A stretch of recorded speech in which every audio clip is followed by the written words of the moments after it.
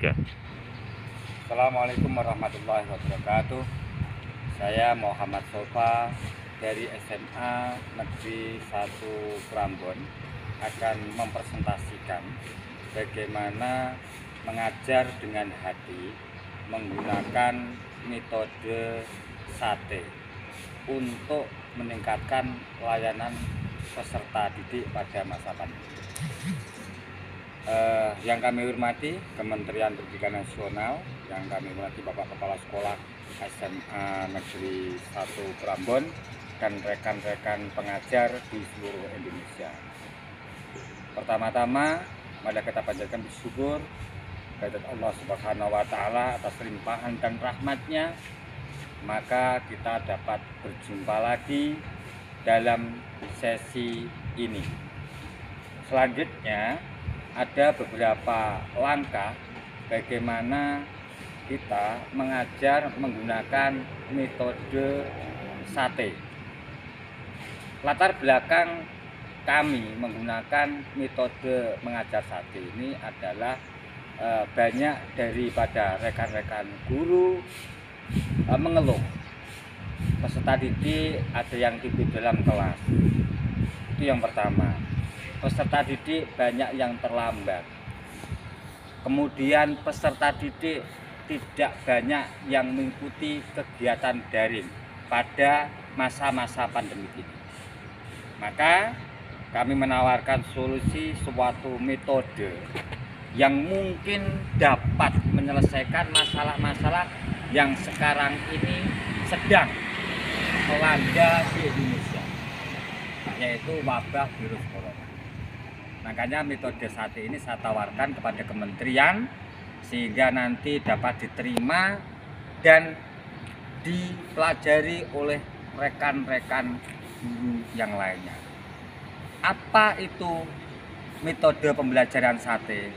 Yang pertama adalah SET, yaitu mencari, menggali informasi sebanyak-banyaknya.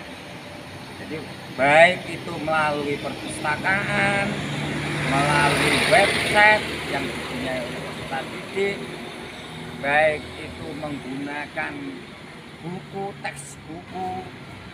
Jadi cukup Bapak Ibu guru itu menuliskan tema atau judul capaian yang akan dipelajari pada waktu itu. Nah, setelah menuliskan tema, misalnya operasi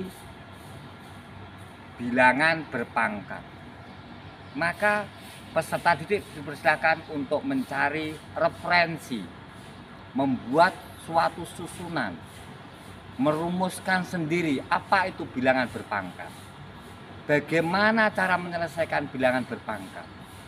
Di situ nanti terjadi proses yang sebelumnya oleh Bapak Ibu guru dibentuk kelompok-kelompok.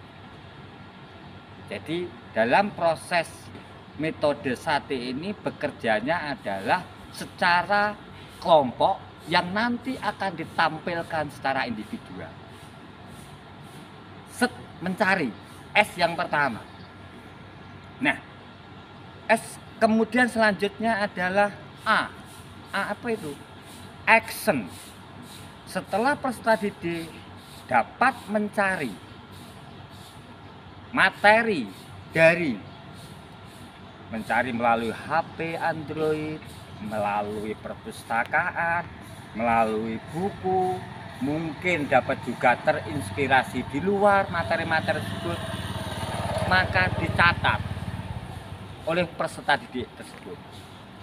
Mulai dari awal hingga akhir, apa yang mereka dapatkan selama dia itu proses awal, set, mencari. Setelah itu dipresentasikan. Ini namanya adalah proses yang kedua, yaitu action. Peserta didik menampilkan jati dirinya seberapa mengerti dia mengenai bilangan berpangkat. Itu kalau capaian pembelajarannya adalah operasi bilangan berpangkat. Selanjutnya adalah setelah apa itu namanya action, itu adalah T, teknologi. Bagaimana seorang guru mengaktualisasikan diri menguasai teknologi. Dia dapat menggunakan Google Form, Google Classroom, menggunakan Google Sheet. Itu kalau dia menguasai Google. Bisa juga menggunakan Office. Dia bisa menggunakan Team, bisa menggunakan Form untuk mengaktualisasikan dirinya pada proses pembelajaran.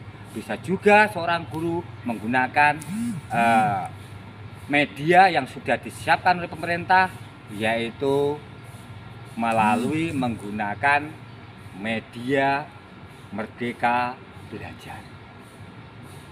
Teknologi.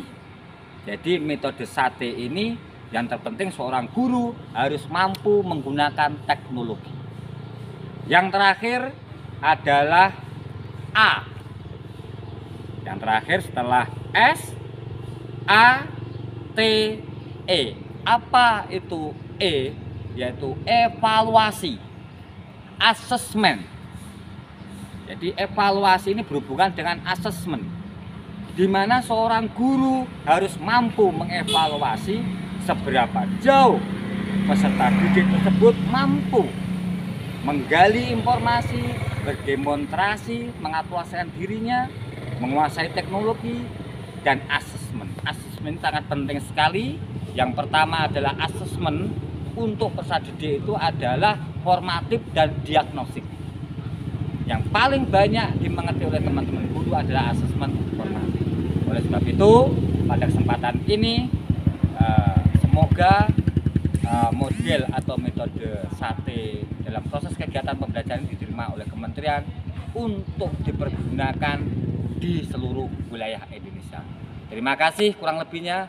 Assalamualaikum warahmatullahi wabarakatuh.